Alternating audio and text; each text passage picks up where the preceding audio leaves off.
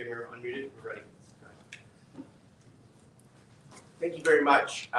Good morning, everybody. I'm Darrell Steinberg, obviously the mayor of Sacramento, for another 17 months. And I intend to go out swinging on behalf of my city. I am pleased and privileged and really honored to be joined by a couple of my colleagues, Councilmember Katie Maple from District 5 and Councilmember Mai Bang from District 8. They're not necessarily scheduled to speak, but of course would be welcome to if they want. So as you know, this morning the district attorney sent another missive to city officials, and I thought it was important that I take some time this morning to calmly respond to his letter. Let me begin by saying I hate having a public confrontation with another elected official, because I know what people say. They say, it's politicians squabbling again. It's not my way. It never has been my way. It's not the way I like to handle my business. But sometimes you don't have a choice. Today, the district attorney put out his second letter in the last 6 weeks, threatening to prosecute city officials, and this time demanding that the city attorney hire more attorneys to prosecute violators of the law living in homeless encampments. The first time I ignored his threat. This time I will not. Mr. District Attorney, prosecuting violators respectfully, that is your job. The city does not prosecute crimes. The city attorney has no authority to prosecute misdemeanor crimes. That is a fact.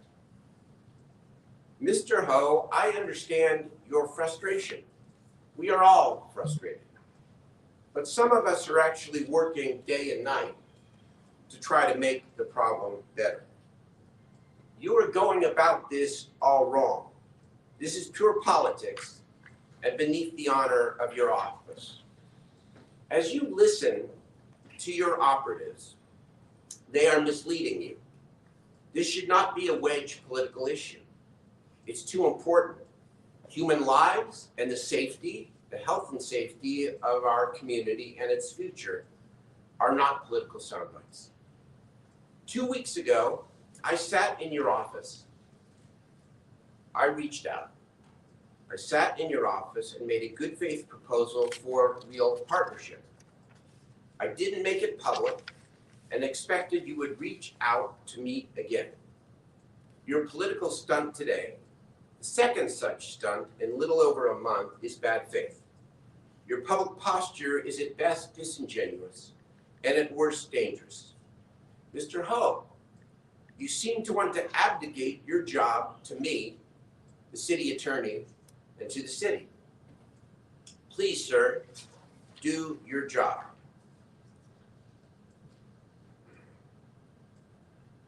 Let me tell the public now what I offered to you between leaders and the game that you are currently playing.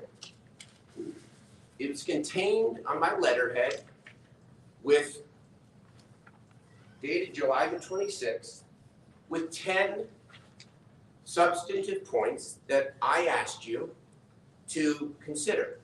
I'm making this public, of course, today. I put my proposal together not alone, but with the full input of our police chief and the city attorney, and gave it to you with a full explanation. Remember it being an hour or so long conversation in your office, again on the 26th of July. Let me say before I go over this that I do not believe, and have never believed, that being homeless is a crime, nor should it be a crime. But I also feel strongly, and have articulated it from this dais many times, that whatever will work to make our city safer and cleaner, and whatever it will take to get people who are really sick into care and treatment is worth just about any strategy, even if that strategy is controversial. So here was the trade-off that I offered you, and my offer still stands. I said the following: I would create some discomfort in my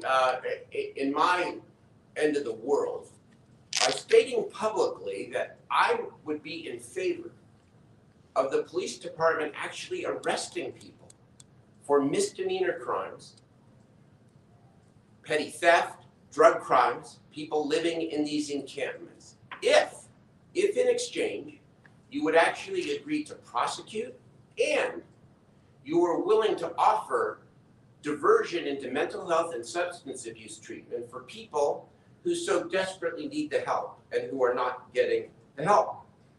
That was the basis of my offer. I also asked if you would partner with me to work with the Sacramento Superior Courts to get them to actually increase in a substantive way the number of collaborative courts that they are offering.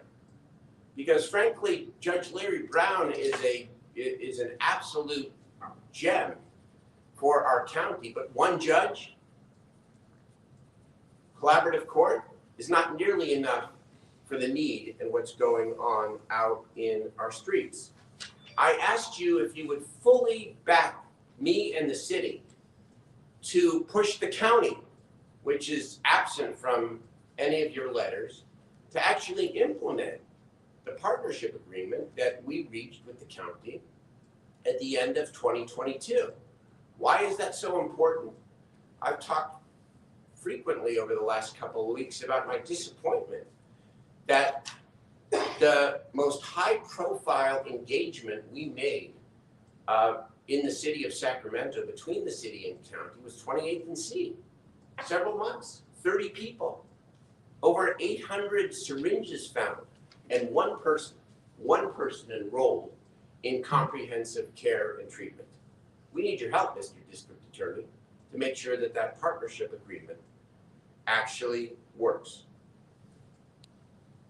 And finally, there were 10 points, I won't go through them all. I asked you if you would fund community prosecutors who are actually dedicated full-time to the kind of trade-off that I offered earlier in my letter.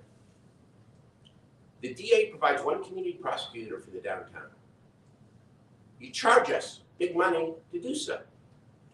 When I asked you, and when we asked you if you would fund a community prosecutor in 4 parts of the city, your response was you would consider it, but only if the city would pay $1 million a prosecutor for 3 years.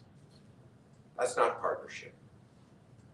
Your response to my private entreaty to you to work together was clear and is clear. No, no, no, and no. You cleverly, and maybe too cleverly by half, seek to turn it around. Let's have the city prosecute people. Let's have the city divert people into treatment, even though the city has no authority over services. Here's what the city actually did last Tuesday, and why your letter, let's just say, is a day or maybe a week late. You instruct us to set up temporary sites.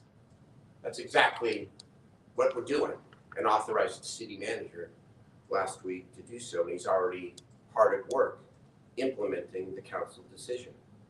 You instruct us to use a coordinated access system. We funded it over a year ago. You demand an enforcement protocol. We have an enforcement protocol. Last Tuesday, we strengthened it significantly. This is your solution? Let me quote from your letter. You say, during the first contact, as you lay out your own protocol, an unhoused individual who declined the offer of shelter will be given a warning During the second contact, a citation will be issued if the unhoused individual rejects the offer for shelter. The citation will later be dismissed after the offer for shelter has been accepted. A third visit with another rejected invitation will result in a transport to the jail, where the individual will be cited and released for a misdemeanor. The citation will be dismissed upon acceptance into a shelter. Mr. District Attorney, we are strictly enforcing the law. But how does anything you propose get people with mental health and substance abuse problems the help they need, either voluntarily or involuntarily? You could be of enormous help if you stop the wedge politics and offered to partner instead, or merely accepted the offer that has already been made to partner with your city. You claim that my offer of partnership is unnecessary because you are already diverting people with mental illness and substance abuse into treatment.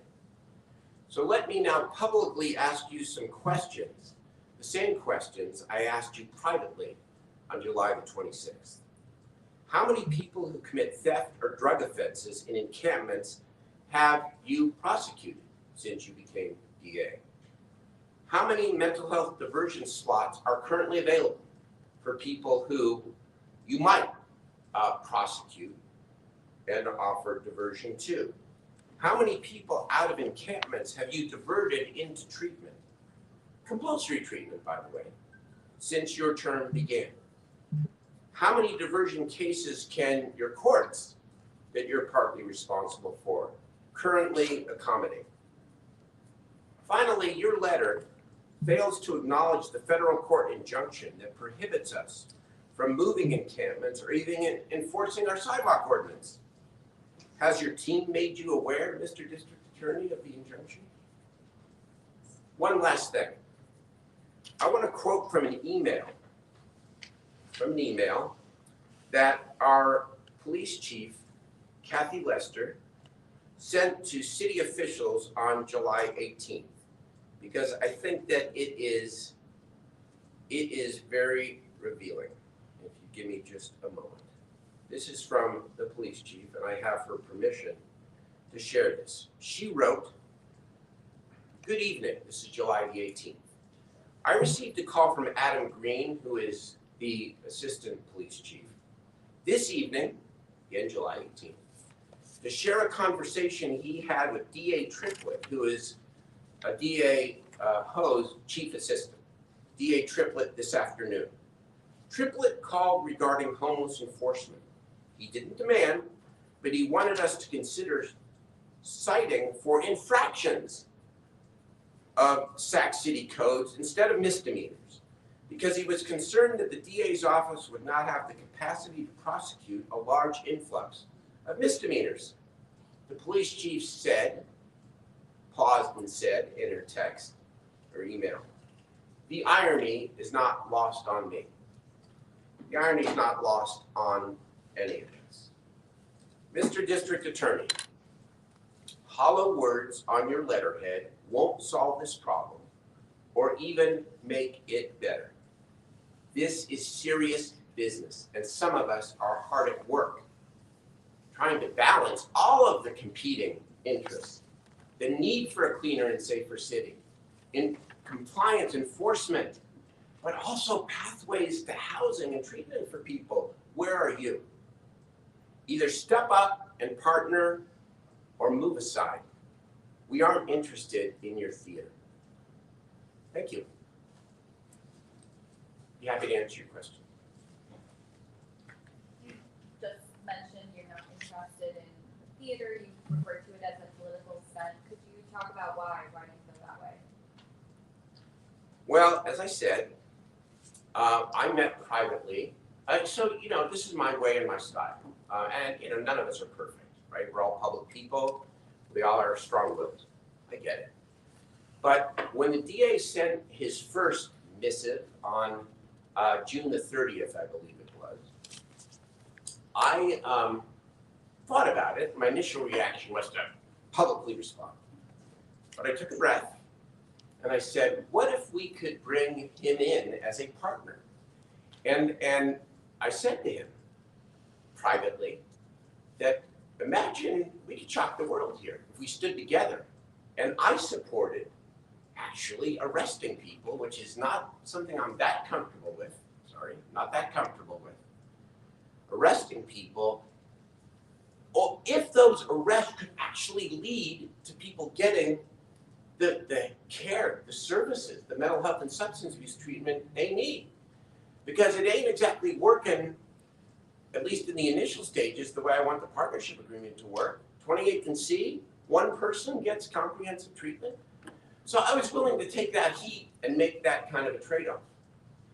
But I decided to talk to him privately about it. I did not make my letter public. I wanted to see if we might work together. That was July the 26th. Today is August the 8th. I reminded him once last week that still would like to talk. Heard nothing.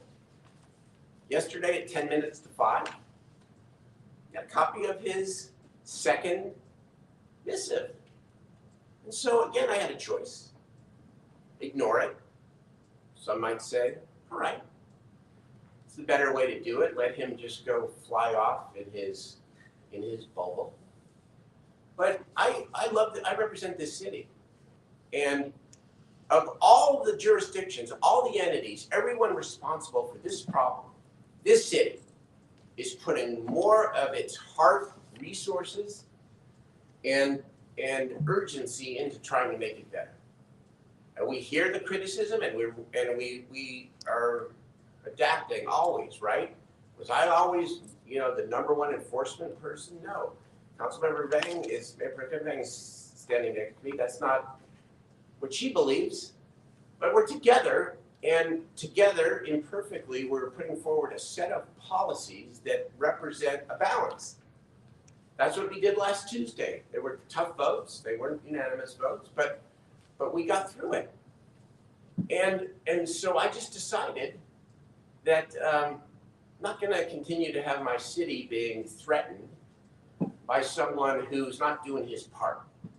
And I tried without, and not emotional here. Let me see, calm. Hope I laid out the facts. The city does not prosecute misdemeanors. The DA does. The DA will tell you when you go talk to him that he has prosecuted 11,000 misdemeanors. I asked the question a moment ago, and I'll repeat it maybe in that context.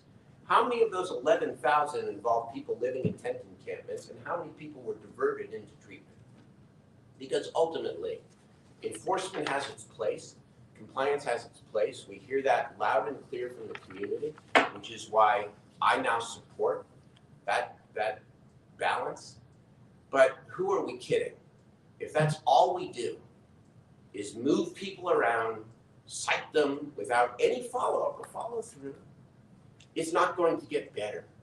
And that's the message to everybody. And that's why this can't be a political wedge issue. The public is saying there needs to be safety, and we need to have expectations about public behavior. I agree, which is why the protocols have been strengthened, which is why we're doing everything we can on the compliance side. But that's not the only piece of this. People out there are sick. Some are out there because they've lost their housing. Most people are out there because they lost their housing. But some people, if you look at Margot Kuchel's study, UCSF from 2 weeks ago, 82% of the people out on the streets in California have suffered from a serious mental health condition. That's why Governor Newsom, that's why I'm backing Governor Newsom so strongly, against the county, against our county, in saying that the Mental Health Services Act, the proud law that I authored back in 2004, needs to be modernized, because more of those resources need to be spent on people living in these encampments and living in their abandoned vehicles. So here we are. So that's why I decided to respond. And by the way, I want to make something really, really clear. I said I wanted to say it again. Mr. District Attorney, my offer, our offer of partnership is still open. Still open. But stop the letters, stop the silliness, get to work. And answer this question. What can you be doing in terms of increasing resources on the prosecution side, in terms of using your office to push for more resources on the mental health and substance abuse side, connect that to the diversion that we know is necessary for some people who might not accept care voluntarily and who we might not otherwise reach. This is an opportunity.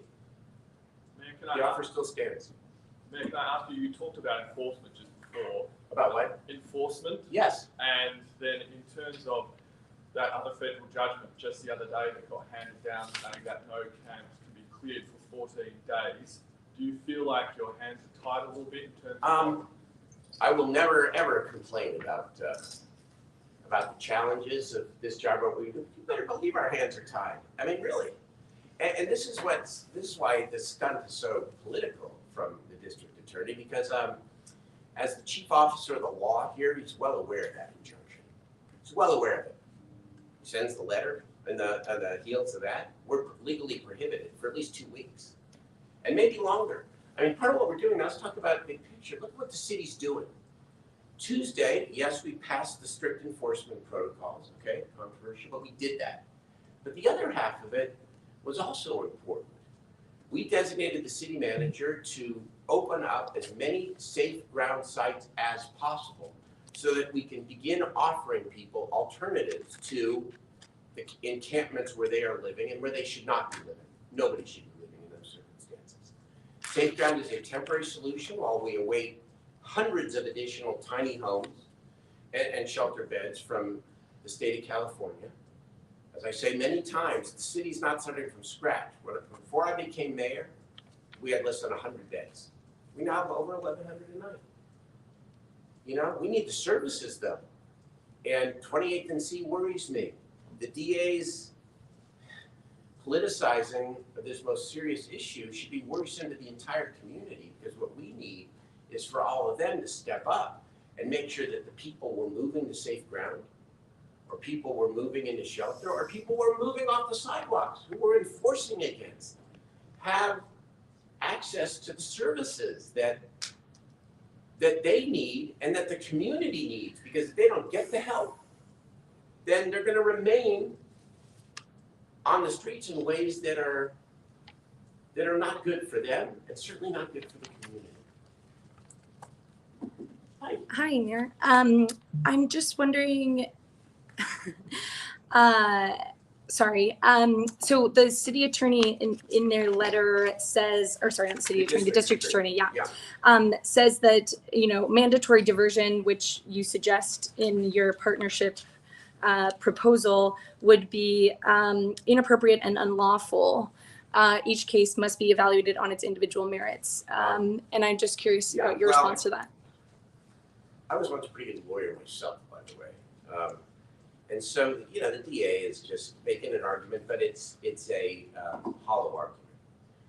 I'm not saying that every single person should be diverted. I'm saying people who have underlying mental health and substance abuse conditions, as a matter of policy, the district attorney should divert them into care and treatment. Yes. And the district attorney always retains his discretion to say, well, in this particular case, it's not appropriate. Okay. I'm not asking for every case. I'm asking him to fund community prosecutors, to commit to more broad diversion, to fight for more resources for the courts, and to partner with me with the county to make sure that the services are provided. That's what I'm saying.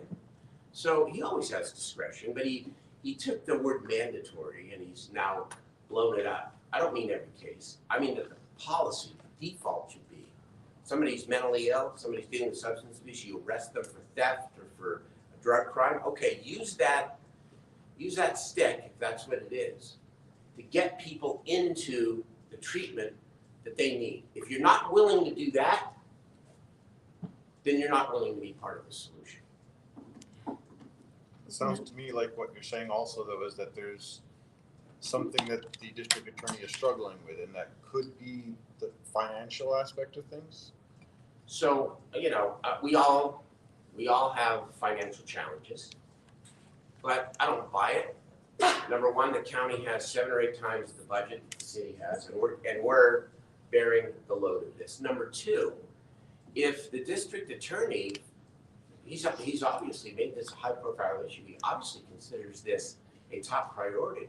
Well, I'm from the old school. When you say something is a priority, you go find the resources to be able to actually implement it. So, but to say to us, charging you $1 million for a single community prosecutor for 3 years, I don't think that's really part of that's not being helpful.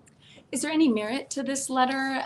You say that it includes a series of demands that would cripple the city financially, but I think probably somebody reading this might say, "Oh, these are some good ideas." Well, I think what is valid, and I said at the very beginning, is that the district attorney obviously shares the same frustration that we do, that the entire community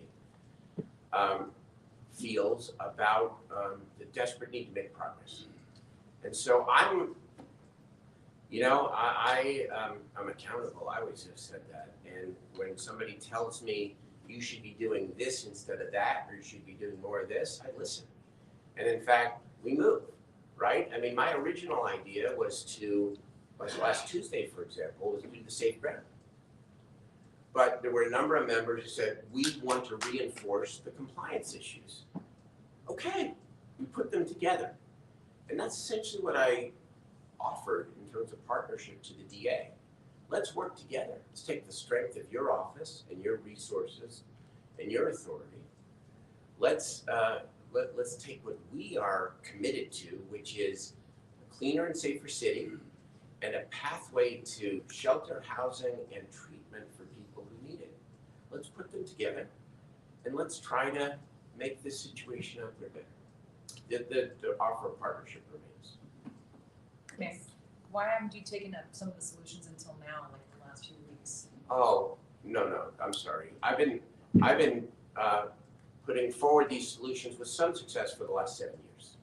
I mean, I talked about it from the dais last week, but you look at the history here. I mean, we started, again, less than 100 beds when I started. We started with building major congregate shelters in the city in 2017-18. We moved then to the idea of a comprehensive siting plan, which was well intended, did not quite work out, where we tried to put beds of various types in every part of the city. We continued building, being creative, using long-term motel leases, for example, to get up. But we have more homeless than we've ever had. I understand. Same, but it's a good point and it's a fair point. The city, let me just say, Sure. the city, first of all, this is a state and a national problem. And it is a problem, and it really is a problem of systemic poverty, by the way. That's really what it is.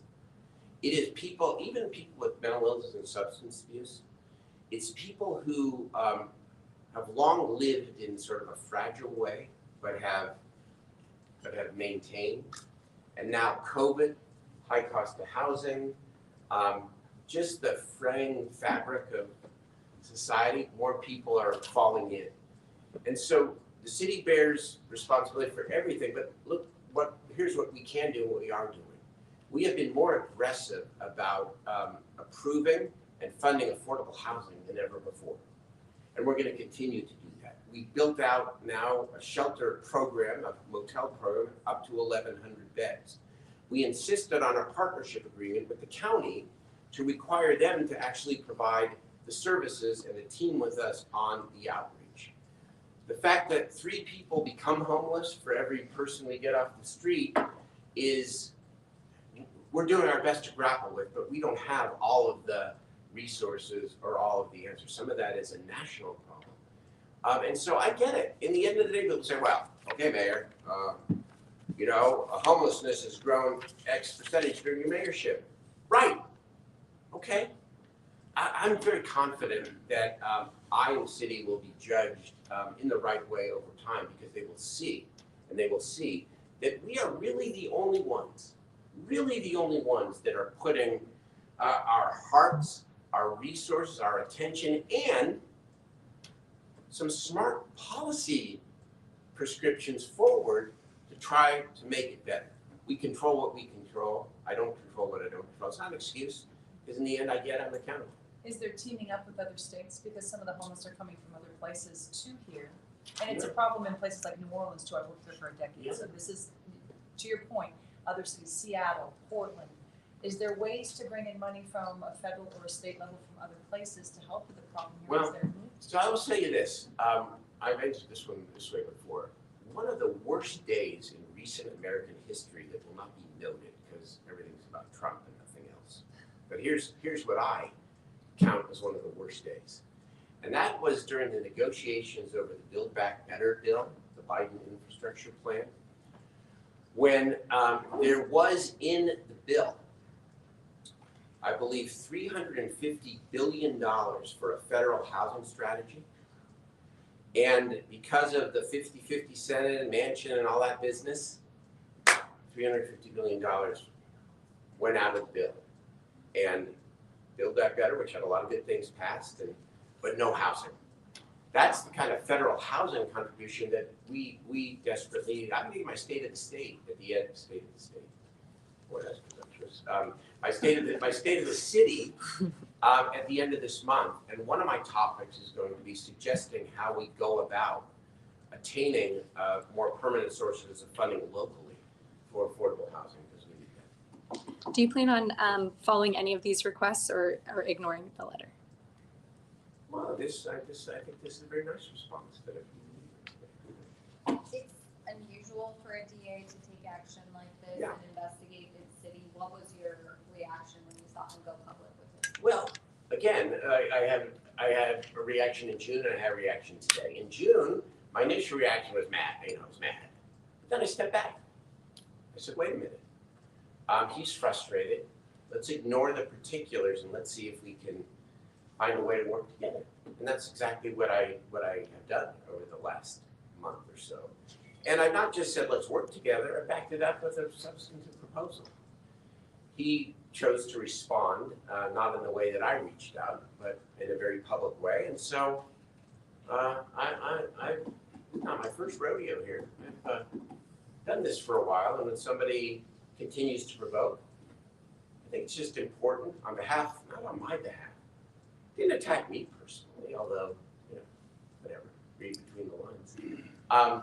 But on behalf of my city, that I say something, and that's all I'm doing today. And I hope the takeaway is still open to partner with you. Thank you. Thanks so much, everybody. Really appreciate it. Thanks for your time.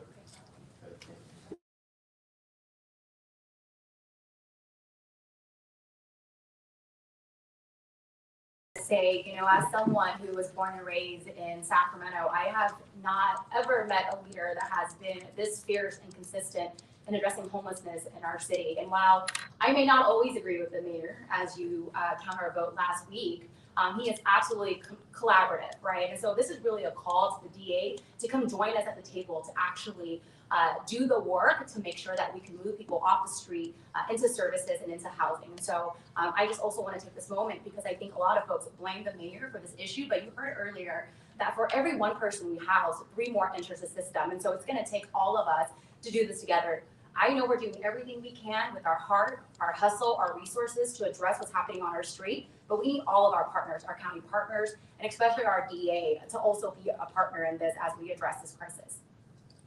Thank you, and I'll just be very brief. My name is Councilmember Katie Maple, and I represent the city's 5th district, and I stand here with the mayor also in the same vein. We don't agree on everything. That's part of this job, is us coming together as leaders and debating these really difficult issues and finding a path forward. I know that all of my colleagues, especially us standing up here, that is what we're tasked to do. That's what we want to do. We may not agree, but we will always come to the table and try to find solutions and be oriented towards action. And so that's what I ask of the DA.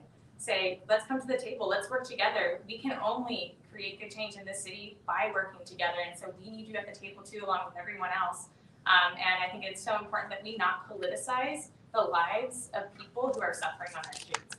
People are in various situations, they're there for various reasons, and we're not here to judge that, we're here to find solutions. And it really just breaks my heart to think about someone who's suffering right now being politicized. And so I hope that we can move away from that conversation and move toward action. Thank you. Thanks, everyone. Very, very good way to end it. Very well said, colleagues. Thank you so much.